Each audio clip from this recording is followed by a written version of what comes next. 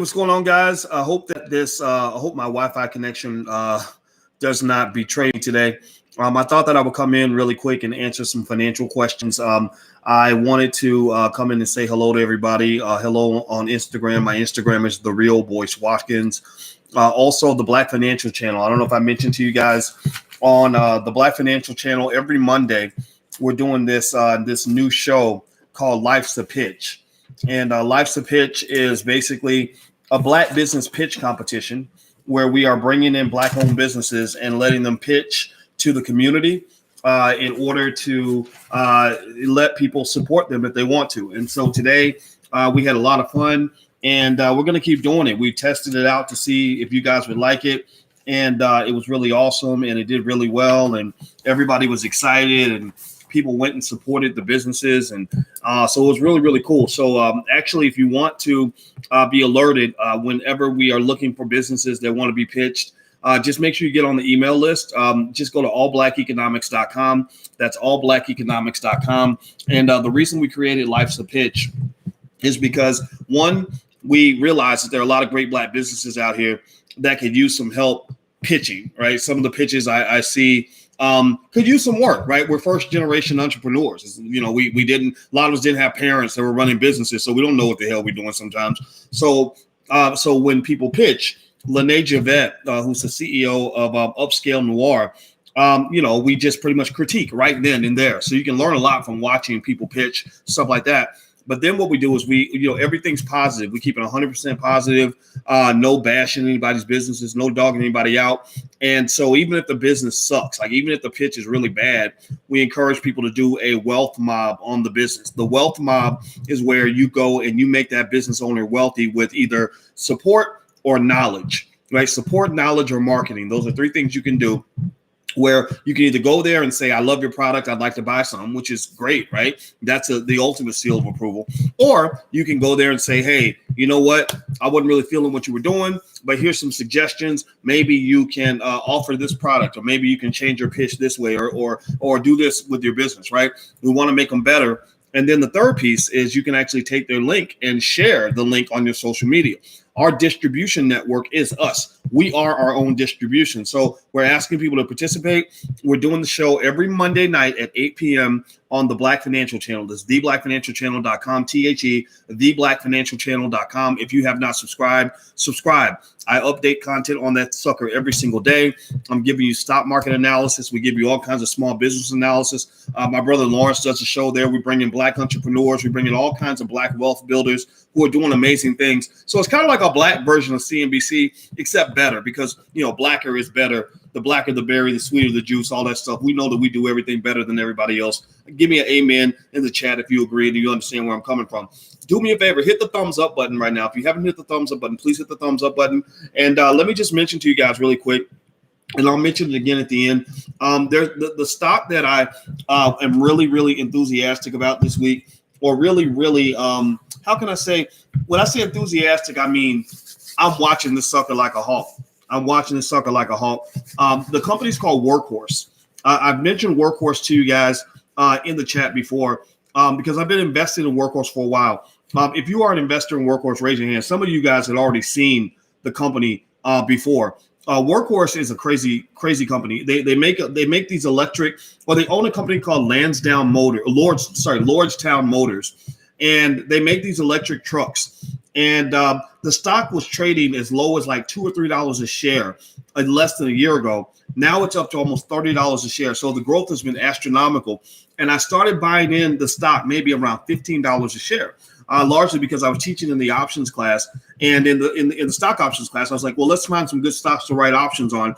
And because I understand a little bit about option pricing theory, I said, okay, well, here's how we can put together a methodology to find the stocks that have the best option premiums, where you can actually write options and generate income off the stocks. Well, this company Workhorse just popped out. It's like, the options were, the ROI on selling the call options was really high. So I got into Workhorse that way.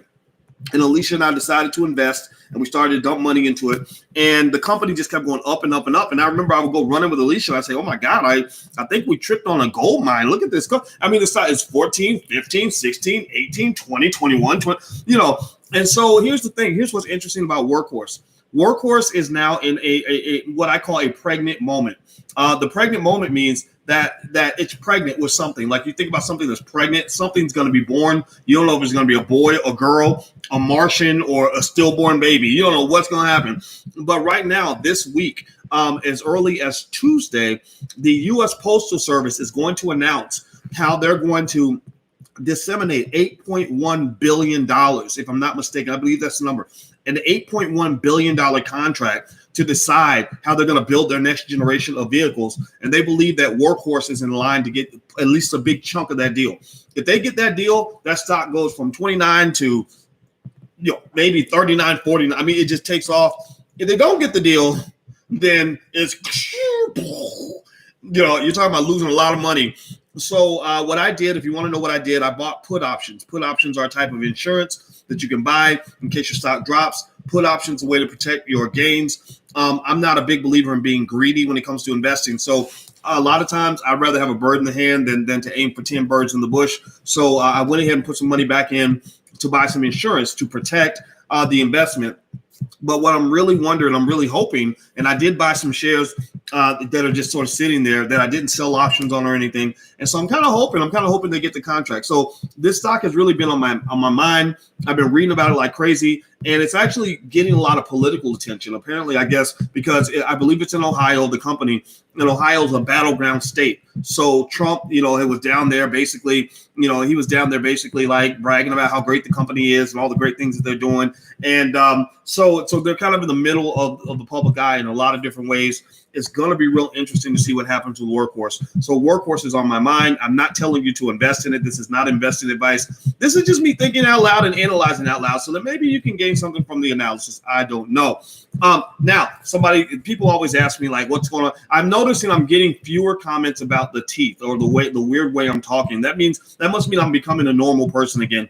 In case you want to know, let me repeat the story. I am a black man who did not do what he was supposed to do when it came to taking care of my dental health. I decided I wanted to make that change. So I dove in like Michael Jackson and I said, I'm going to make a change. And I dove in when they sat me in the chair for 14 hours. They were drilling and pulling and yanking and twisting and all that stuff. And so now what's happening, the reason that I look a little bit weird is because not only am I going to have a smile like Denzel Washington in about 4 months, I promise you that, I'm going to be looking fly.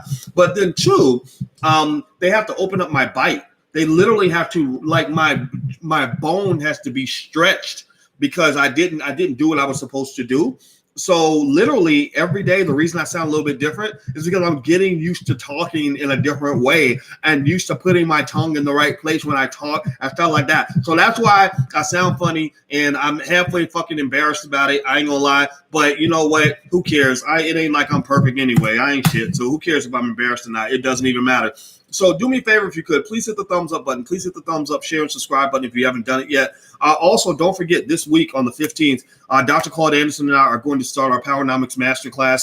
It's going to be really amazing. There's a money-back guarantee if you're not happy for any reason, just so you know. So if you're not happy, just don't think we're not going to take your money and then bounce. If you're not happy, you email support@theblackbusinessschool.com. We have a whole entire support team that is there to make 100% sure that you are completely happy no matter what it takes. And then number two, we also have enrollment specialists in the Black Business School that can talk to you about your family, what your goals are. Like you can say, I really want my kids to learn about the stock market. What do I do? They can help you with that. Or I'm a senior citizen. I'm trying to figure out what to do for retirement. They can help you with that. Or I'm a young black man who wants to quit my job tomorrow or in 6 weeks. They can help you with that, right? So feel free to go and take a look. If you want to sign up for the masterclass, you can go to powernomicsmasterclass.com. That's powernomicsmasterclass.com. And if you want to get 30% off, you can actually use the code word podcast. Use the code word podcast at powernomicsmasterclass.com. I personally believe that Powernomics should be taught in every HBCU in America. I think it's a shame that we have universities that claim to represent black people when unfortunately many of them are just teaching black people how to go work for white people. That is not the key to empowerment. In fact, I put together something that I'm going to actually go into more detail with. I call it the SLICE model, but it's two S's, SSLICE, the SLICE model where black people can get a piece of the American pie. And basically, the slice model breaks down all the reasons that the wealth gap exists. You see, the wealth gap for somebody like me, who's a financial scientist who studies this stuff, is as clear as day to me. It's as clear as day. The wealth gap is almost like understanding why a leaky bucket has no water in it. Right? If you know where the leak is and you know how much water is going in the bucket and how much water is leaking out of the bucket, then you can figure out exactly how to make that bucket better. You say, okay, first we got to increase the amount of water going into the bucket, and then we got to decrease the amount of water leaking out of the bucket. So black people have a twofold problem when it comes to the wealth gap. Number one, not much is going into our bucket the way it's supposed to. And then two, our bucket has a big old hole in it, right? And in fact, the hole that the water is going out of is bigger than the hole that the water is coming into. So imagine a bucket with a hole where the water is coming in, that hole's like this big, but the hole where the water is going out is that big. Well, that's a negative bucket. That's bad. So what causes that negative bucket? Well, number one, you're taught from birth to go to the age of 18 to go to some big white university and go $200,000 in debt to get a college degree so you can go and work for another white person, right? That right there, it probably takes a few $1 trillion in black wealth out of the community. Number two, you're trained by rappers and TV to go and spend money on a lot of worthless consumer items that don't add any value to your life. Like rappers love to market to you about Gucci and all this other stuff. Number three, you're not teaching your kids to go and start businesses and to build wealth and to make investments. We're training our kids to go work for white people, which limits your income and limits your opportunities, and also stresses the hell out of you, drives you crazy. Like racism literally kills you. And then next, you can talk about culture. The culture of showing off what you have is stronger than the culture of talking about what you're going to own. Ownership culture is still evolving. It's not where it needs to be. Communities that are obsessed with ownership, that really want to own property, that really want to own assets, that really want to buy stuff and keep it, communities like that tend to do very well financially, right? It's just like that bucket. The bucket that's going to have the most water is the one that has no leaks in it, the one that isn't giving any water away and is taking in all the water that it possibly can. So just think about black wealth, and the reason black wealth is going negative to zero and beyond by 2053 is because you've got a tiny hole where the water's going in and a giant hole where the water's going out. And the number one thing I'm going to say, just keeping it raw with you guys, is you got to stop learning about economics from white people. You got to stop learning about economics from white people, not because white people are all trying to be terrible. I'm not a person that sits around and complains about how racist white people are. I'm not saying that at all. I'm saying that, you black people learning economics from their oppressor is like my daughter getting sex education from her boyfriend, right? I would not want my daughter to learn about sex from her boyfriend because he's not really going to teach her the stuff that's really going to work in her interest. He's going to teach her stuff that he wants to do. He's going to teach her about the WAP. He's going to teach her the Cardi B model of what it means to be a strong black woman. He's not going to teach her the model that really has her interest first. You see, so for black people, because we're educated and trained by people who don't have our best interests at heart, it's almost seen radical and crazy when we say black people should be put first. The reason that's seen as radical is because people aren't used to that. People are used to black people being put last, right? So ultimately, when your oppressor is teaching you economics, they're going to teach you how they can oppress you. They're going to teach you they're going to say, okay, girl, you sit still and open your mouth, right? Like, seriously, I know that sounds a little graphic. I don't want to be nasty. I'm not trying to be too raunchy today, but you get the point. We all grown up in here. And I think that that's a good analogy to help you understand the sheer hilarity of letting your oppressor educate your kids. Because basically they've got a whole system in place, a very elaborate system that leads to the economic empowerment of white people, particularly not just all white people, though, rich white people in particular, right? The people on the top, the people on the real estate, who own the stocks and bonds, who own the businesses, right? So the people who own the businesses are like, we need employees. So you want us to educate you on economics? We're going to send you to college to train you how to be an employee, to be a good employee so you can be a good worker. The kids at Harvard and Yale are learning how to run the businesses. The kids at Iowa State University are learning how to come work for the people who went to Harvard and Yale. I'm a stock market investor. Okay, in order for my stocks to go up in value, I need my companies to make a lot of money. Well, my companies make a lot of money when we sell a lot of consumer items. So I'm not going to really necessarily go out of the way to train you on how to own the stock or how to own the company or how to save your money.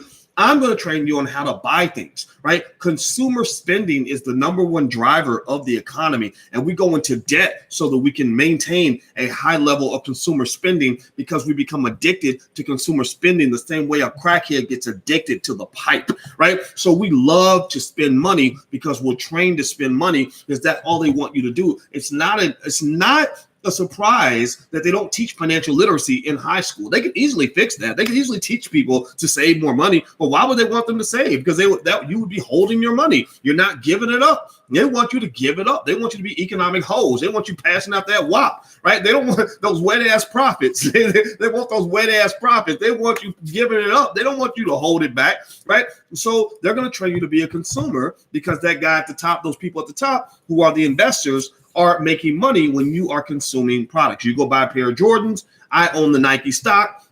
You're getting shoes. I'm getting money, right? That's how it works. What else? If you are a landlord, again, these are the people at the top. So landlords, the Donald Trumps, the people that own property. Well, they don't really want everybody trying to be a landlord. They don't want everybody trying to own property. They don't want everybody trying to get rich in real estate. They need some renters. Like, how can I make money on rental property if somebody isn't renting the property that I have? So we want renters. So if you want to be a renter, there's no shame in being a renter, right? We want you to just be a renter so you can just pay me rent forever.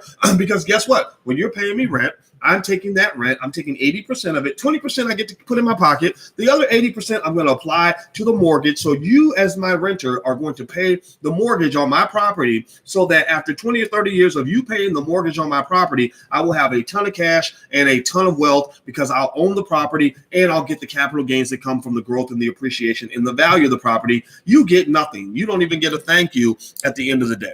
Right. And I'm just laying this game out for you very simply because that's how America works. Right. So, I am very willing to say that I participate in some of that process. I own rental property and I'm really astonished. I'm like, well, I guess if people need to rent property, then why don't we buy some and, make it available? So we got a property down in downtown Chicago, right near the University of Chicago. The mortgage was, I don't know, maybe $1,100 a month or something. And but the rent, I was like, so what's the rent? We asked the property manager. She said, oh, you can get $1,700 a month for this. I was like, wow, that's more than the mortgage. So I was like, well, don't overcharge them. Like, just charge them like something that's fair. So I didn't charge as much as we could have charged because I was like, well, but as long as it's covering the mortgage, that's good. So all we have to do is sit there and be happy landlords. And after so many years, we'll own this property outright, be able to sell it. And here's another crazy thing. This is just me telling you the truth in terms of what the experience actually is. When we bought this property, it wasn't an expensive place, but it wasn't cheap. It was like maybe $110.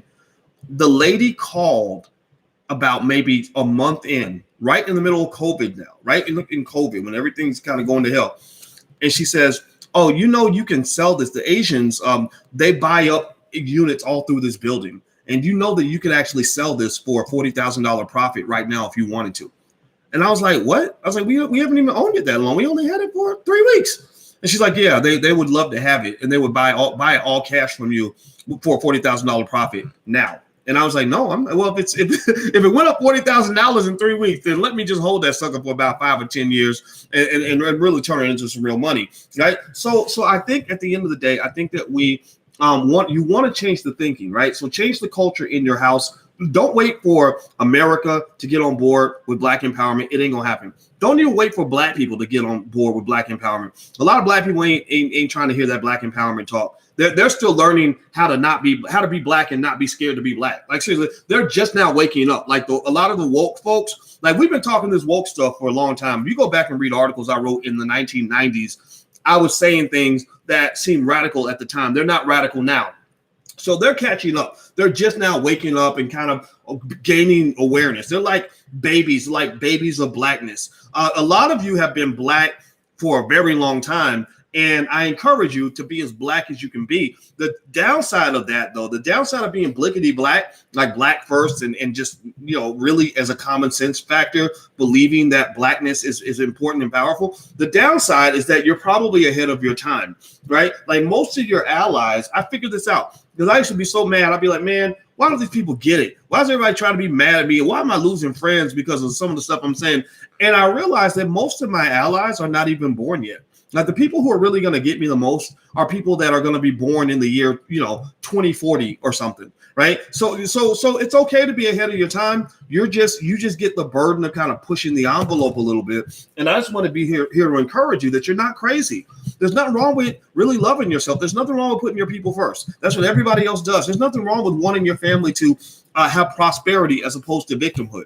Right? There's nothing wrong with you saying, I'm black. I don't want to be a minority anymore. I don't want to be a person of color. I don't want to fit your diversity checkbox. I'm black. Like that's what I am. Right? Black first, 100%. That's what I believe. And I'm sticking with it. I ain't changing that at all. All right. So anyway, do me a favor, hit the thumbs up button. Please hit the thumbs up button, share and subscribe button. And the URL for the Powernomics Masterclass is powernomicsmasterclass.com. That's powernomicsmasterclass.com. Now, Kanye, thank you for your donation. Kanye Northwest, which is that's a funny name. He says, why do people lie about voting for third-party candidates? A vote for a candidate you want to win is not a vote for somebody else. Why do they lie about voting for third-party candidates? I don't know what you mean by lying. A vote for the candidate you want to win is not a vote for somebody else. No, it's not. It's a vote for the candidate that you want to win. And to your point, one thing that I always thought was really strange was when people would say, voting for or not voting for Biden is a vote for Trump. And I was like, well, that's only true if you assume that my vote belonged to Joe Biden, that I took something away from him. Like some people do that when they claim ownership over you. They almost feel like if you don't give them what they feel entitled to, this is that entitlement, that white entitlement sometimes. If you don't give them what they feel entitled to, they feel like you're taking something from them. That's where the angry white male comes from. The angry white male, in many cases, is a guy who says, wait, I'm supposed to inherit the earth. The earth is mine. So when you don't give me the earth, then you've taken something away from me, when really my argument is you never had it in the first place. It was never yours in the first place. So if you want my 2 cents, I believe that Joe Biden and Donald Trump are pretty entitled white males. That's just what I've always seen, in their lives. And I don't think about them enough to really hate either one of them. I just think it's important to tell the truth about all of this. Dr. Watkins, can we still get 48% off for Powernomics? No. That deal, it was done. We had to shut that down, but you can get 30% off. So if you go to powernomicsmasterclass.com, you can use the code word podcast. So for the next couple of days, this code will work until tomorrow night at midnight. So you can go to powernomicsmasterclass.com, use the code word podcast, so you can get 30% off. So that's pretty good. Happy Motivation Monday. Absolutely. Happy Indigenous People Day for sure. To hell with Christopher Columbus. Absolutely. I'm really kind of stunned that holiday is still on the books, that people even talk about that. That's kind of crazy to me. Dr. Watkins, what financial advice would you give to a 21-year-old? Spend a lot of time learning how to start businesses, even if you don't know how to do it. Just listen to podcasts on starting businesses, maybe join a group. Just have conversations about entrepreneurship, not because you need to be an entrepreneur, but because you want to have that skill. Because one day you're going to go to work. If you take a job and you're working for, the dominant culture, let's call that. I'm going to say white people because I don't like sitting around complaining about white people. I don't think that gets us anywhere. But if you're working for people from another culture, there might become a day where you're just going to want to tell your boss to kiss your black ass. And you want to be able to walk out that door with your head held up high, knowing that you are going to be okay. Well, how do you do that? Well, the way you do that, this is called the kiss your ass policy, or the kiss your ass strategy, right? Or you got to have a lot of that FU money. If you ain't got the FU money, then you're going to have to bow down. Every time the situation calls for you to stand up, you're going to have to sit right back down. So the FU money strategy says this: if I want to be free, if I want to really have options, which is similar to freedom, then what do? Well, number one, you got to save money. You got to save and invest. Right? Because you're stacking up your war chest in case you have to go to battle. In America, in this world, most battles are economic. So you stack your war chest. So in case you got to go to war with oppression or go to war with white supremacy, you want to have a war chest to back you so they can't shut you down economically. When Bill O'Reilly got mad at me because I called him out for joking about lynching Michelle Obama, the first thing he did which was a very intelligent strategy. First thing he and Fox News did was they basically pressured Syracuse. They didn't come to me.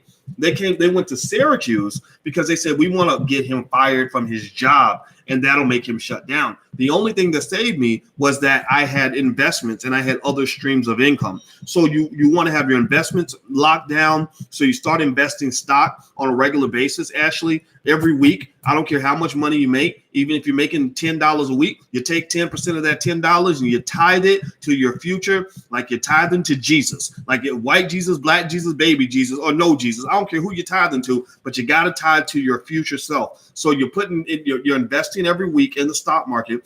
And then number two, you're learning. You're just learning. Maybe you don't have money to make moves, but you're learning so that if you fill your head up with knowledge, knowledge is damn near free. Like knowledge is not expensive to obtain. So you fill your head up with knowledge so that when the opportunity presents itself, you can make a move.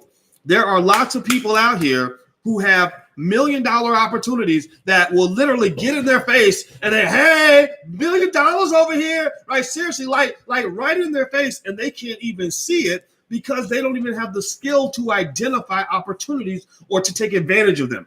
Seriously. So the more knowledge you have, the more you can see an opportunity when it emerges. One day you may have a friend who says, hey, my dad gave me an extra $200,000 when he died, and I'm looking to find a business to invest in. Well, if you've always had this dream, excuse me, of opening a little bakery and all you need is $5,000 to get off the ground, you can say, oh, great, give me $5,000 and I'll give you 20% ownership in the bakery and we can go into business together. Next thing you know, you're making $100,000 a month, which is, a whole lot more money than you'll ever make on a job.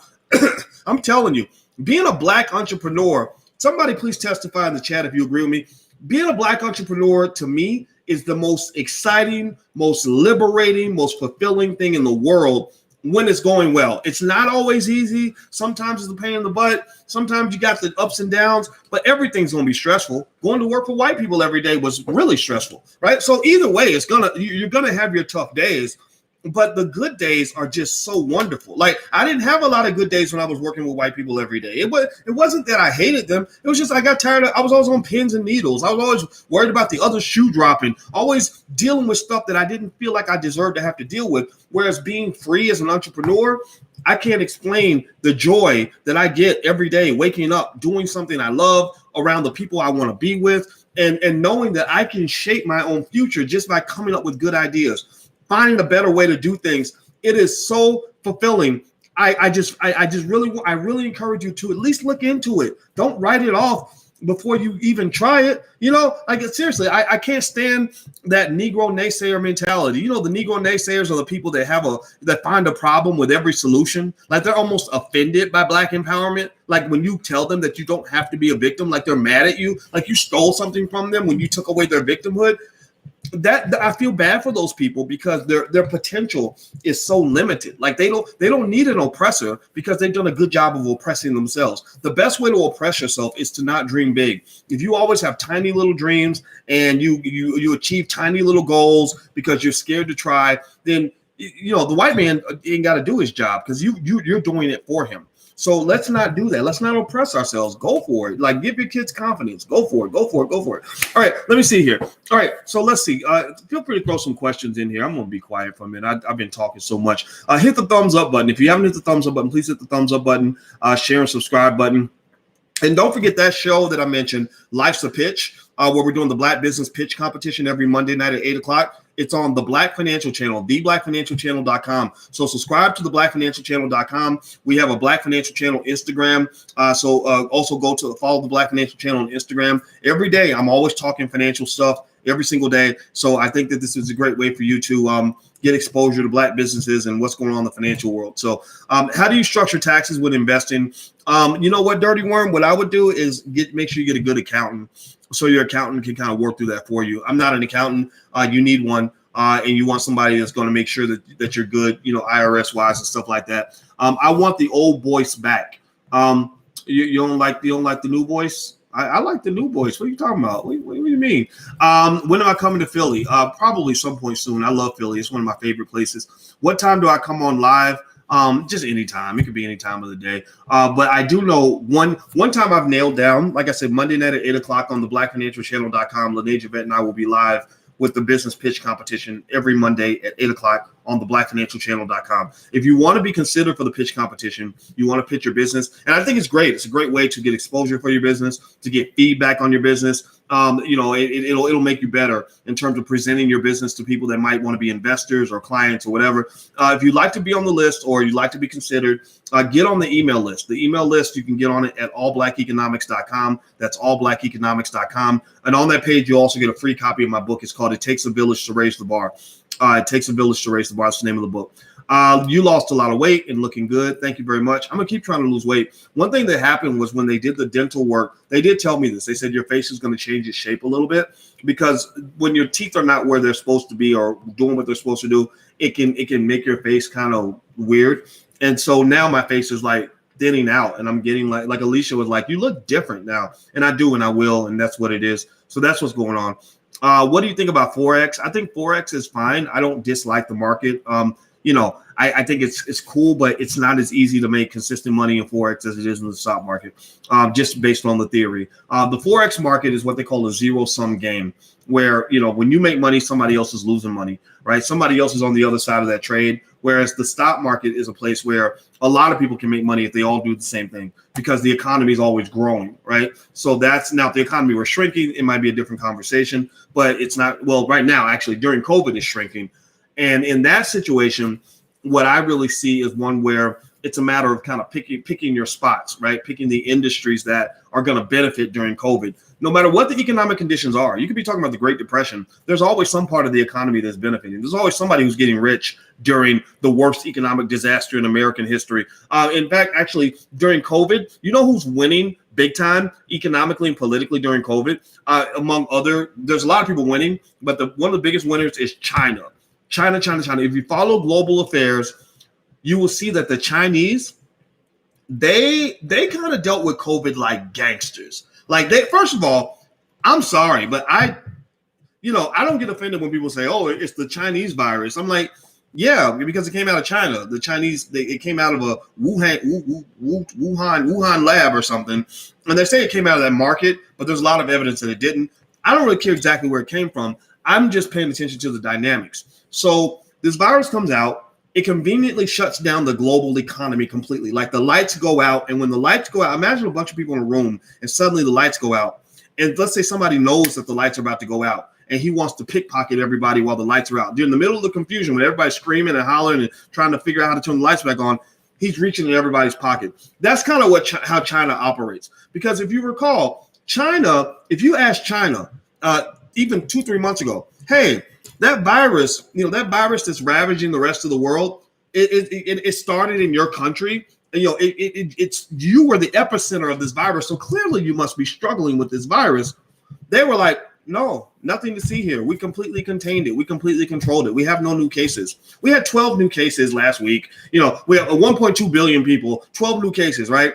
We know that they're lying, right? They're just lying. Like in China, they're like, no, nothing to see here. Like none of your damn business. Like we're not telling everybody. The China's like my grandma used to be. Like my grandma, one time we had a mouse in the house, and I went to the basketball court and I said, yeah, man, we had a mouse in our house. And my grandma was ready. She ready to knock my teeth out. She was like, don't you ever go tell nobody nothing about what's going on in this house. You better not even tell them what we have for dinner. So my grandma would have been a good president of China. Xi Jinping, like my grandma could have been Xi Jinping. Right. So anyway, so the Chinese, they just were like, we're handling this internally. We got it under control. We're not going to give you accurate data because we don't want you to know our business.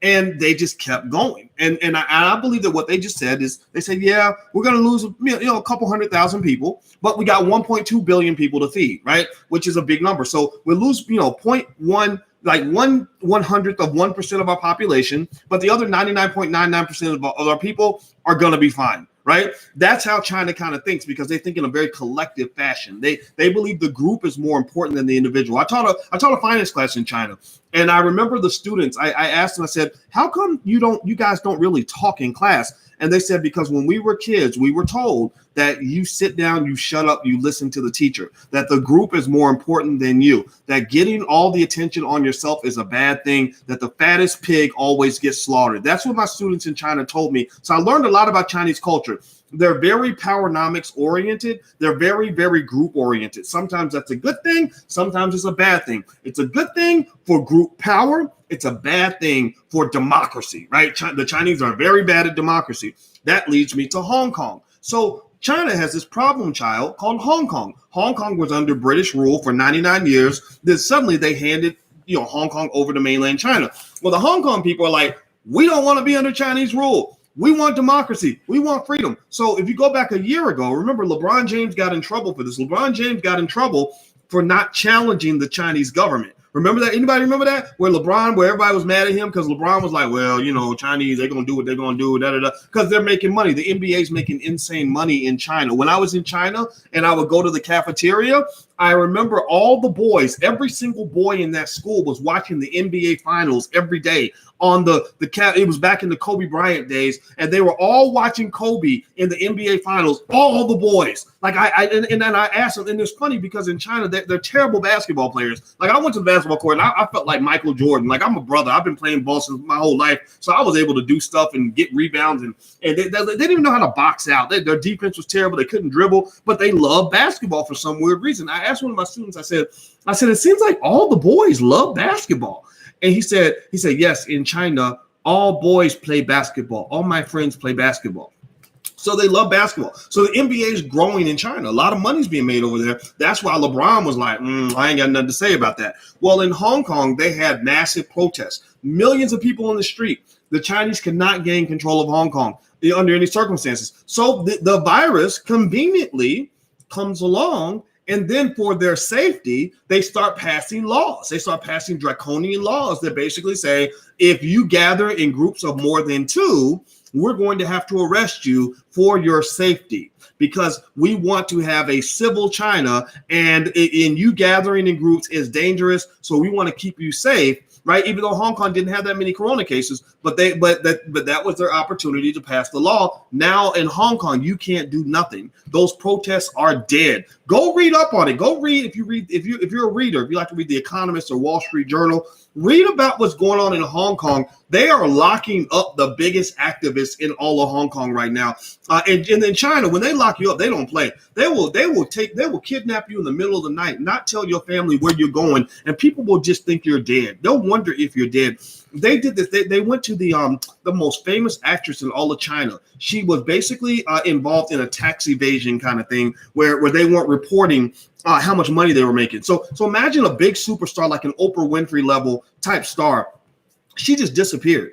Like they literally just went and got her in the middle of the night. They didn't tell nobody nothing because they didn't have to answer to anybody. And she was gone and nobody knew where she was. She wasn't showing up on movie sets or anything.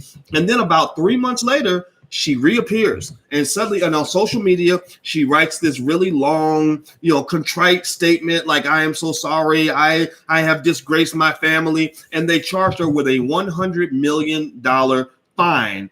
And that's how China kind of gets down. So China is a country, in my opinion, that has made some really heavy political and economic moves during the pandemic.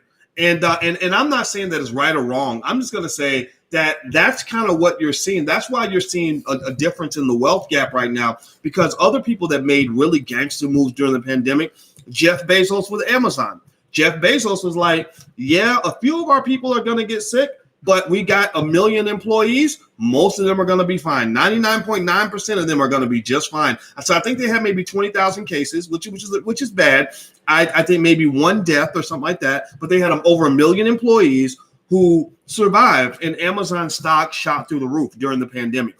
Elon Musk, same guy. Elon was like, no, we're not shutting down our factories. So it's not to say, that there's one way to skin that cat or one way to handle anything. It's to kind of say that there's trade-offs. There's just trade-offs. That's all it is, right? There's trade-offs. Some people, it's like going to war, right? Like if you ask Alicia would never send any of our children to war because she's like, I don't care what the cause is. I'm not giving up my kids for anybody's military cause. But then there are some families who say, if the cause is important enough, you should go to war. Like I would go to war if I was fighting for Black people, right? I'd be willing to go out here and possibly take a bullet or whatever, right? So in a way, it's kind of like that when it comes to economics and politics and everything. Like all of this really is warfare at the end of the day. Now, what's the stock? The stock is Workhorse. I was talking about Workhorse earlier. Workhorse is a company out of Ohio that makes electric trucks or something like that, among other things. And their stock has been going really, really high. It's been taking off and doing really, really well. The thing about it is that this week you're going to have a really big moment for Workhorse. I'm really curious to see how it plays out.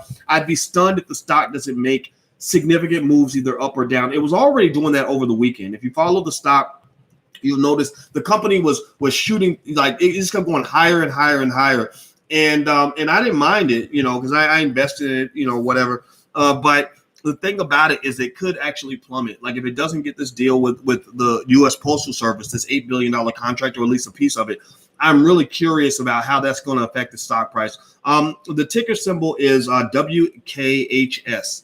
So the company's called Workhorse.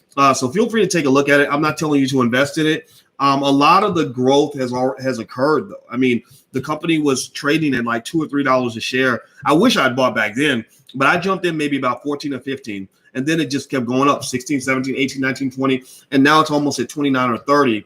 And it had some more big moves over the weekend, and I think it's because the market is pricing in the fact that they believe that Workhorse is going to get that Postal Service contract. So here's the problem.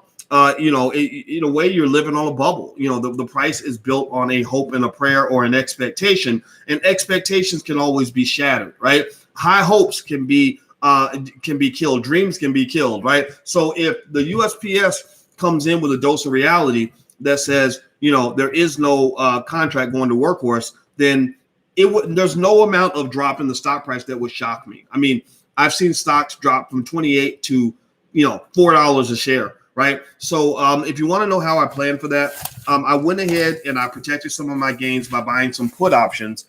And also, I'm not real greedy when it comes to investing. I like to actually write call options because I like to generate income off my portfolio. If you want to learn more about that type of stuff or options in general, we have a great options class. So feel free to go to blackoptionsinvesting.com. That's blackoptionsinvesting.com. The first month is actually $1. So feel free to give it a try. And there's a money back guarantee on everything we do in the Black Business School. So if you're not happy for any reason, don't get mad. Don't feel like we're going to take your money. We don't want your money if you're not really, really happy. We just want you to give us a chance. We are better than any university that's out here. I've taught at a bunch of them. I know what they teach. I know what they do. We're really, really good at what we do. So feel free to go take a look. You can go to blackoptionsinvesting.com. What do I think about new upstart investing? I think that if you invest in upstarts, you got to be really careful. You got to make sure that you do your homework. Remember that when you invest with somebody, it's really like sleeping with them. If you're going to go sleep with somebody, and you don't know them very well, you're really putting their life in, your life in their hands. Not to put a wet blanket on y'all, because I know some of y'all might be freaks, and it's okay. I ain't judging. But I'm just telling you, when you think about it, when you lay down with somebody, they could give you a disease. They could rape you. They could go and falsely accuse you of rape. They could get pregnant or get you pregnant, right? And give you 18 years of hell with a horrible co-parent, right? So maybe some would say that before you make that investment, which is more important than money, you're investing your spiritual and physical health in another person, in your life in another person, maybe a little research might be a good idea. But I'm not trying to be holier than thou or judging, because the decision of who you sleep with is a very irrational process. It's a lot like consumer spending.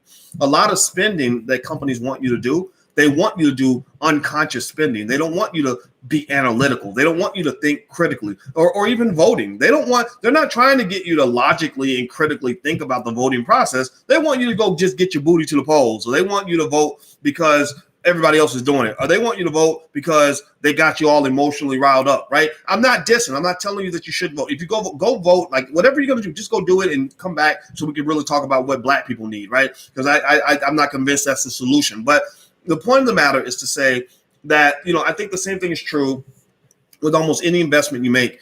So if you're investing in somebody's business, I would be really careful about engaging in what I almost consider to be economic lovemaking where you have a love fest with somebody and y'all hit it off and you have a great conversation and all these great ideas come out and you're both excited about these ideas and you say, oh my God, we should go into business together. Yeah, let's do that, right? And then you form an LLC and a partnership with somebody, or you put money into somebody's business, and you don't even know what it's like to work with this person. You may know that person, but you don't know what it's like to work with them.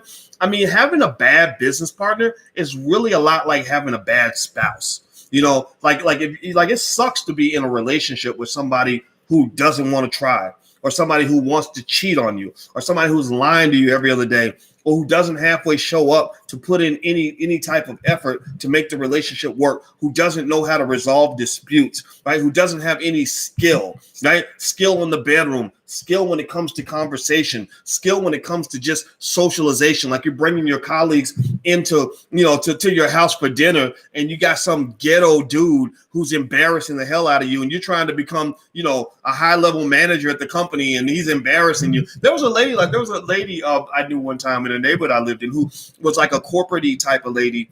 And she was like, real professional and everything. And for some reason, she fell in love with this dude who was kind of a little bit of a thug. He was a little bit of a thug. No disrespect to the thugs out there, right? I love y'all too. But it wasn't a fit. It was like a little bit like The Odd Couple. But I think she liked it. She liked that thuggish thing. And I guess she thought she was going to shape him up and make him a corporate thug or whatever. So he gets out of jail. She moves him into her house in the suburbs, right? So, so let me tell you what happened. This is actually kind of funny.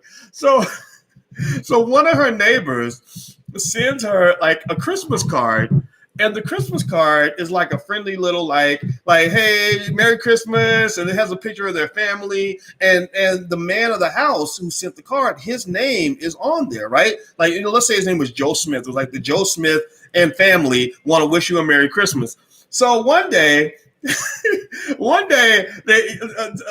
dude, and a muscle-bound dude and a wife beater shows up in the middle of the day now, like 2:00 in the afternoon, because he wasn't at work or nothing. He comes to the door. He's like, boom, boom, boom.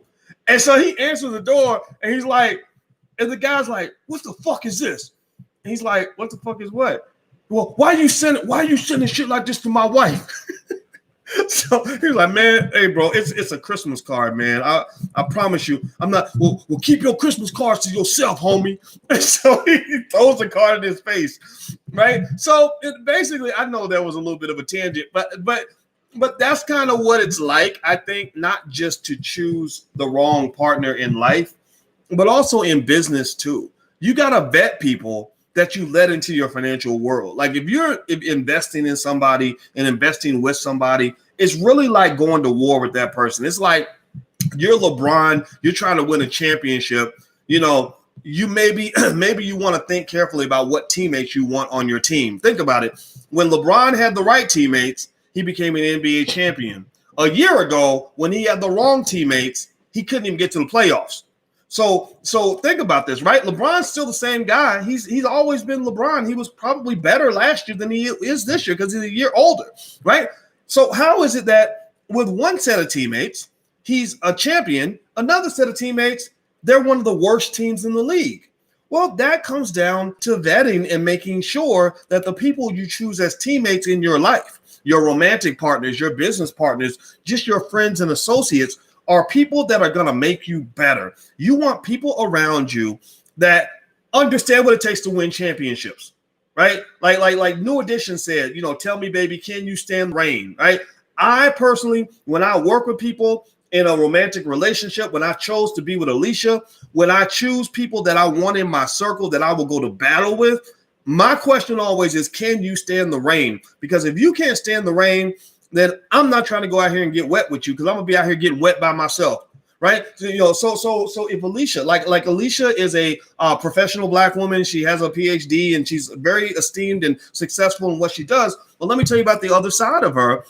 She's very, very, very determined. She's the one who pushed me to run an entire marathon. If you've ever run a marathon, running a marathon is absolute hell. Like if you ever want to know what hell feels like, imagine running 13 miles to the point where you feel like you can barely move, and they're like, "Oh, you only got 13 miles to go." Like that was terrible. It takes a level of commitment to be able to go that far, and you have to be next to somebody who can push you through the things you can't push yourself through.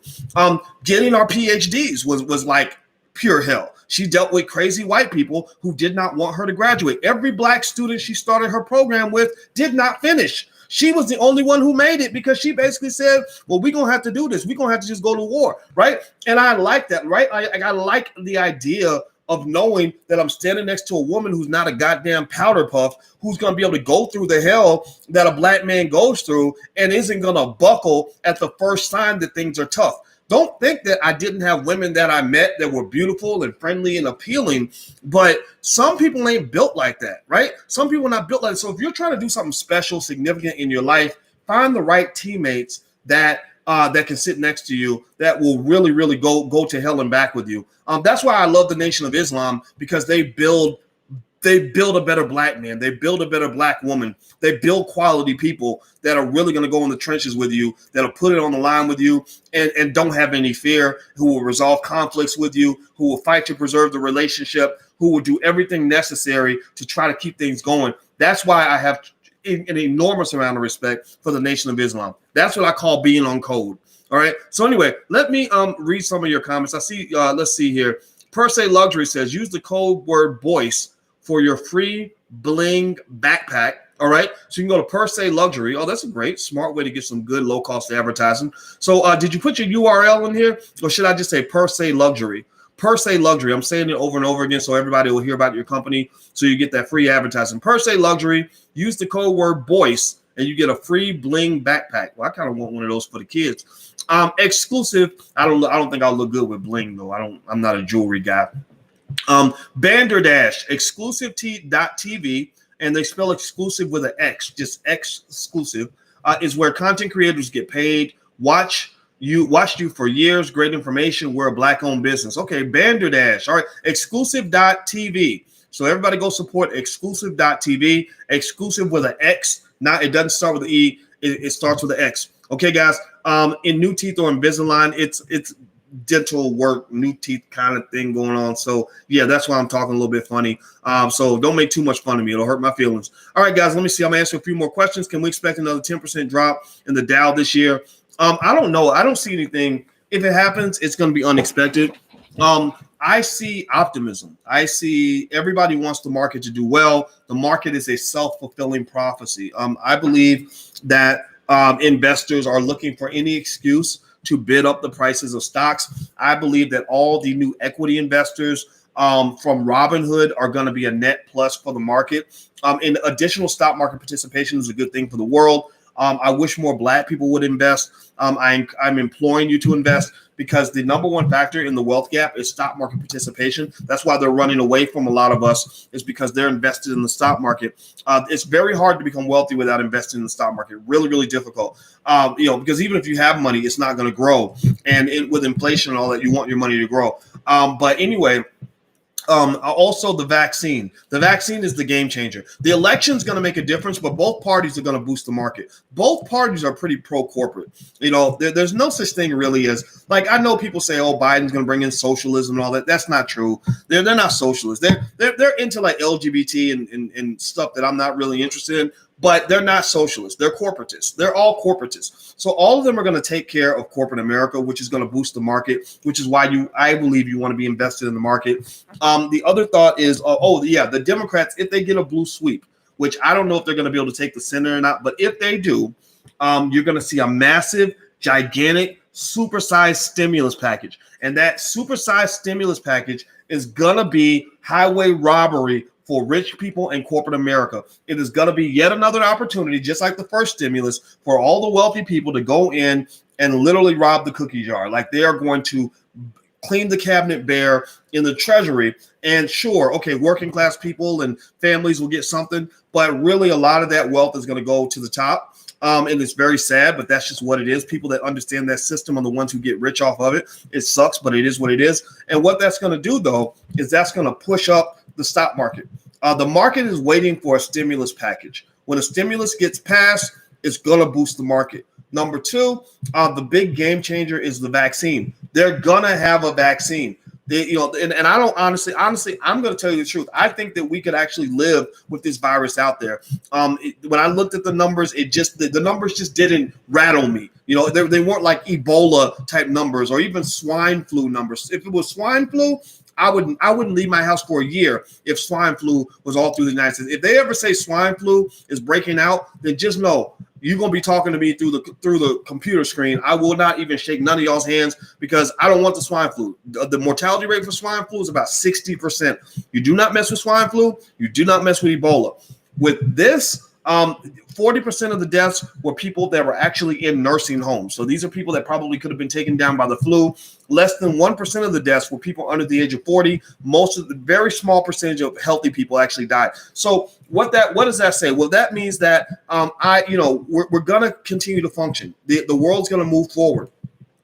China is acting like it doesn't even exist, and they're just moving forward, right? So they're going to move forward, but the vaccine is important because the vaccine is the thing that will make people feel safe. So the thing about risk, and I've studied risk extensively. I used to work under a guy named Renee Stoltz at Ohio State, who's one of the world's leading experts in risk management. He's literally the highest paid person in the entire business school at Ohio State University. I think he makes $500,000 a year, plus he makes millions of dollars consulting all around the world. He's a very smart man, and I remember helping him edit and proofread one of his textbooks on risk management. The thing about risk is that the risk is interesting in that you have fear of the known, fear of the unknown, and fear of the unknown unknowns. And then you also have fear that becomes real because you believe it's real, even if it's not real. But because you believe it's real, you create self-fulfilling prophecies. You make it real. It's like if I'm afraid of yellow paper, right?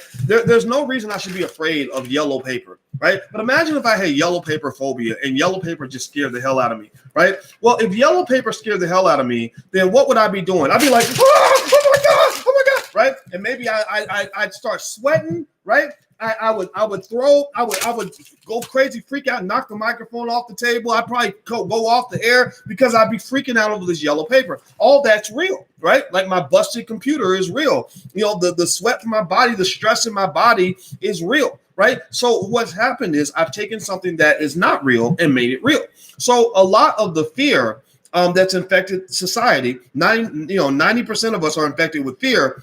That infection, the antidote or the vaccine for the infection of fear is what is really going to drive the economy. So when the vaccine comes out, here's what's going to occur. People who are really afraid are going to get the vaccine first, and then they're going to start to feel safe. And then the people who are not worried so much about it, if they're given the option to pass, they're just going to pass. They're just going to take their chances and just keep it moving. But what will happen is because of the absence of fear, you're going to see an economic boost. You're going to see the economy get a little bit better. The sun will come out. People will start going shopping. They'll start going to the movies again. And you're going to see the stock market take off. So when they announce the vaccine, that's going to be a very big deal. The vaccine is the ultimate game changer when it comes to economic growth. And most experts are pretty much saying that there's a 90% chance that we will have a vaccine that is functioning and working by early next year, and that we're going to be able to make 1 billion doses of that sucker. And again, so a bunch of white guys are going to get filthy rich. From all of this, but you can get rich too if you're planted in the market right now with some of these recovery stocks. The recovery stocks are things like, the cruise lines. Like I invest in Carnival and the airlines. Like I love American Airlines and Delta, or the casinos, the MGMs and stuff like that. All those stocks, I believe, are going to do extremely well as we get closer to the vaccine. And when the vaccine's finally announced, that'll be a big deal because the market overall is optimistic. One good thing about America, I'm going to say this and I'm going to be done. One good thing about America, despite all the flaws of the country, is that America is a country that just tends to have a lot of economic confidence. Those who, you either have victims, like people who just hate everything about America and think that America, like you're just supposed to say poor and broke and there's no way out of that. Or you have the people that believe America is this land of opportunity. And these are the people that are investing consistently and buying into the market and trading on their Robinhood apps and stuff like that. And that optimism and that confidence creates an upward momentum in economic activity. It just kind of does something to stock prices where for the last 100 years, stocks have gone up. So when I talk about the market and people come to me and I just kind of laugh it off. I don't get mad or anything, but I get challenged sometimes, where people are like, oh, you don't know what you're talking about. The dollar's going to collapse. I'm like, yeah, it is, but there's still money to be made. Yeah, the dollar's going to definitely decline because, we have slow GDP growth. We have high inflation, and we also have What's the other one? The debt. The national debt is ridiculous, right? So yeah, the dollar's going to decline, but the world's not going to come to an end. The dollar's always been declining. It's always been losing value, right? Or the market's going to crash and everything terrible is going to happen. Yes, it's going to crash. It always crashes and then it recovers. And there's no point in American history where the market has crashed and it did not recover, right? So everybody who's sort of using fear to keep you where you are, those people are not your friends. Those are not your friends. And I just encourage you to just look at what's around you and just realize that there are solutions, but you got to be okay thinking outside the box. If you can't think outside the box, then, you'll be in the box. All right. So anyway, I'm going to go, guys. I got to go upstairs and spend time with Alicia. We've been watching Star Trek Deep Space Nine. So I watched 4 seasons of it. I wanted to get closer to her, and I noticed she loves Star Trek. So I was like, you know what? I'm gonna get closer to her by watching Star Trek. And guess what? Now I like it. Now I'm a Trekkie. So anyway, you guys have a good night. It was fun. It was real. Thank you for listening. Please hit that thumbs up button if you could before you go. That'll help in the algorithm. Also, Powernomics Masterclass starts on the 15th with Dr. Claude Anderson. That is powernomicsmasterclass.com. The code word you can use to get 30% off is podcast. Use the code word podcast, and you can get 30% off at powernomicsmasterclass.com. And also, am I involved in any marijuana stocks? Yeah, there's one I just bought. I don't remember what it's called. Oh, man. Hold on. Oh, God. I have a couple of cannabis stocks, and I just dug into one of them, and I can't remember the name of it. I'll do another video. I can't remember, but it's doing really well because my one of my financial managers hit me up today actually and told me that one of my cannabis stocks went up 20% or something. Yeah, that's another thing. If the Democrats get elected, they're probably going to decriminalize and maybe even legalize marijuana. That's going to be big for cannabis stocks. So yeah, I wish I could find that. God damn, I'm sorry guys. I apologize. Maybe Canopy Growth. That's one of them.